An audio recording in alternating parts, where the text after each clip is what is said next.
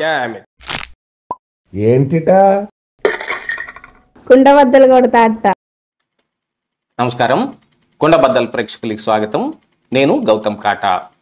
ఈ వీడియోలో నేను మీతో చెప్పాలనుకునే అంశం, మద్యం స్కామ్లో సూత్రధారులు కూడా ఈ రోజున బయటకు రావటం మొదలుపెట్టారు అనేది ఒక విస్తుపోయే నిజం బయటకు వచ్చింది.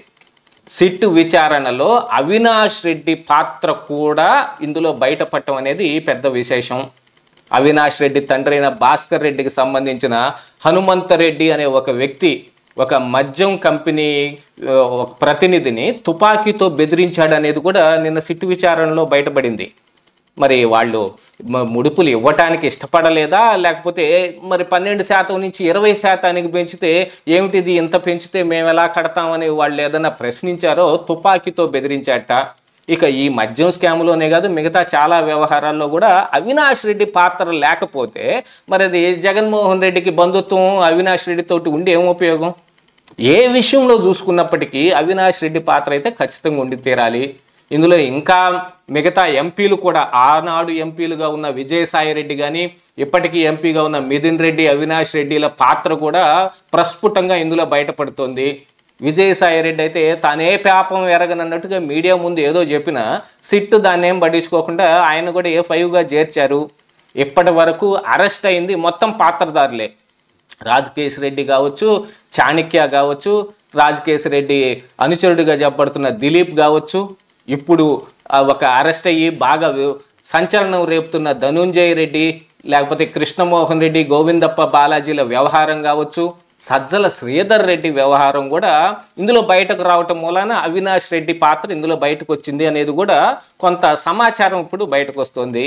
సజ్జల శ్రీధర్ రెడ్డికి సంబంధించిన SPY ఆగ్రోలో అండర్ కరెంట్గా ఉన్న డైరెక్టరో లేకపోతే షేర్లో ఏ వ్యవహారమో అందులో కొంత సొమ్ము మరి అవినాష్ రెడ్డికి వచ్చే విధంగా సెట్ చేసుకున్నారనేది కూడా కొంత వ్యవహారం బయటకు వస్తుంది ఈ రోజున. దీన్ని మరి సజ్జల శ్రీధర్ రెడ్డి అప్రూవర్గా మారటం మూలాన ఇదంతా జరిగిందని చెప్పుకుంటున్నారు, కానీ ఇంతవరకు అఫీషియల్గా ఎవరిని అప్రూవర్గా అనౌన్స్ చేయలేదు. రాజకేశ్ రెడ్డికి ఫోన్ ఇచ్చిన వ్యవహారంలో కానీ, సజ్జల శ్రీధర్ రెడ్డిని సరిగా చూసుకుంటున్న వ్యవహారంలో కానీ వాళ్ళందరూ అప్రూవర్గా మారారేమో అని అనుమానాలు అయితే వ్యక్తం అవుతూ ఉన్నాయి ప్రజల్లో ఈ రోజున. ఇలాంటిది ఈ రోజున అవినాష్ రెడ్డి పాత్ర కూడా బయటపడింది. అవినాష్ రెడ్డి తండ్రికి భాస్కర్ రెడ్డికి సంబంధించిన అనుచరుడు హనుమంతరెడ్డి అనే ఒక వ్యక్తి తుపాకీ తీసుకుని మద్యం కంపెనీ ఓనర్లని బెదిరిస్తూ ఉన్నాడు. పాపులర్ బ్రాండ్స్ వేటికి వాళ్ళు ఆర్డర్లు ఇవ్వకుండా వీళ్ళు ఏర్పాటు చేసుకున్న ఈ కంపెనీల మొత్తానికే, అసలు ఈ కంపెనీలు ఏర్పాటు చేసుకోవటంలో కూడా ఓ పెద్ద వ్యవహారం నడిచింది.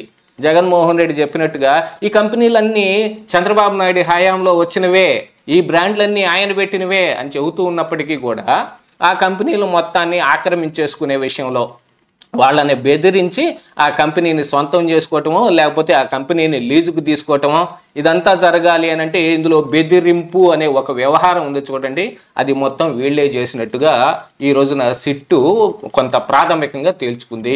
ఇంకా లోతైన విషయాలు తెలియాల్సి ఉన్నప్పటికీ తొవ్వే కొద్దీ బయటకు వస్తూ ఉంటే అసలు సూత్రధారుల దాకా ఇది వెళ్ళి చేరుతూ ఉంది. దీంతో పాటుగా ఈ పాత్రధారులు ఎవరైతే ఉన్నారో ఇందులో ధనుంజయ రెడ్డికి సంబంధించిన ఆయన కొడుకు రోహిత్ రెడ్డికి సంబంధించిన ఒక డొల్ల కంపెనీ వ్యవహారం కూడా ఈ రోజున బయటకు వచ్చేసింది. ఈ డొల్ల కంపెనీల ద్వారానే ఈ సొమ్ము మొత్తం ఇతర రాష్ట్రాలకి, ఇతర దేశాలకి, అక్కడి నుంచి క్విడ్ ప్రోకోలో మళ్ళీ వీళ్ళ దగ్గరికి చేర్చితే ఇందులో వీళ్ళు వాడుకున్నది కానీ, వీళ్ళు ఖర్చు పెట్టుకున్నది కానీ, వీళ్ళ దగ్గర దొరికింది కానీ దరిదాపుగా 300 కోట్ల రూపాయలు మాత్రమే కనిపిస్తున్నాయి అనేది ఈ రోజున సిట్టు కూడా కొంత సమాచారం బయటకు ఇచ్చింది. మరి మద్యం స్కాము 3500 కోట్ల పైనే ఉంది అని అంటే మిగతా సొమ్మంతా ఎక్కడికి వెళ్ళినట్టు? అంటే ఆ బిగ్ బాస్ ఎవరు అనే దాని దగ్గర ఇప్పుడు పెద్ద క్వశ్చన్ మార్క్ ఉంది. అంటే ఆ బిగ్ బాస్ ఎవరు అనేది ప్రజలందరికీ బాగా అర్థమైపోయినప్పటికీ జగన్మోహన్ రెడ్డి అని కన్ఫర్మ్ చేసుకోవటానికి మరి సిట్టి ఏం ఆధారాలు సేకరించాల్సిన అవసరం ఉందనేది చూడాలి. ధనుంజయ రెడ్డి, కృష్ణమోహన్ రెడ్డిల ఈ ముందస్తు బెయిల్ వ్యవహారంలో కొంత ప్రాథమికంగా కొన్ని ఆధారాలు సుప్రీంకోర్టుకి సమర్పించడం మూలానే కదా వాళ్ళకి బెయిల్ రిజెక్ట్ అయింది. కావాలంటే అరెస్ట్ అయిన తర్వాత నార్మల్ బెయిల్ కోసం మీరు క్రింది కోర్టులకు వెళ్ళొచ్చు అని చెప్తే ఇప్పుడు కొత్తగా ఈ అవినాష్ రెడ్డి పాత్ర బయటకు వస్తుంది. దీనికంటే ముందుగానే మిథున్ రెడ్డిని కూడా విచారించినప్పటికీ మిథున్ రెడ్డి ఎర్లీ స్టేజ్లోనే ముందస్తు బెయిల్ తెచ్చుకోవటం మూలన ఆయన ఇంకా బయటనే ఉన్నాడు. కాకపోతే విజయసాయి రెడ్డి ఏమో 2 రకాలైన నాటకాలు ఆడుతూ అప్పుడు చేయవలసిన పనంతా అప్పుడు చేసేసి ఇప్పుడు తానే పాపం ఎరగనని బయట కొంత రక్తి గట్టించే నాటకం నడుపుతుంటే ఇప్పుడు కొత్త సూత్రధారులు బయటకు వస్తున్నారు. ఇందులో అవినాష్ రెడ్డి పాత్ర ఉంది అని అంటే ఇక మిగతా ఎవరి పాత్ర ఉండే అవకాశం ఉందో చూడండి. ఎందుకంటే ఈ వైఎస్ వివేకానంద రెడ్డి హత్య కేసులో అసలు సూత్రధారి భాస్కర్ రెడ్డి అవినాష్ రెడ్డిలే అనేది కూడా మనందరం మొన్నటి వరకు సిబిఐ తేల్చిన వ్యవహారం ప్రకారమే మనందరికీ ఒక అవగాహన ఉంది దాని మీద.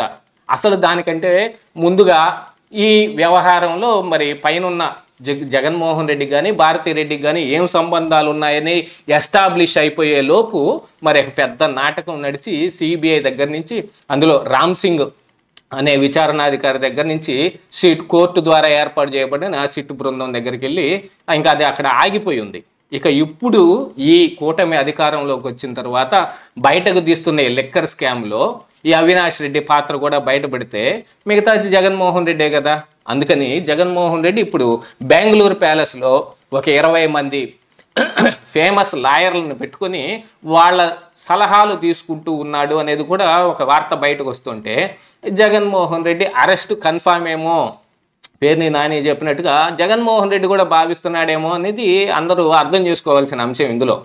ఇక ఈ మద్యం వ్యవహారంలో అసలు సూత్రధారుల వేట కూడా మొదలైంది అనేది దీంతో క్రిస్టల్ క్లియర్గా అర్థమైపోవటం లేదు. ఇదే ఈరోజు కుండబద్దలు.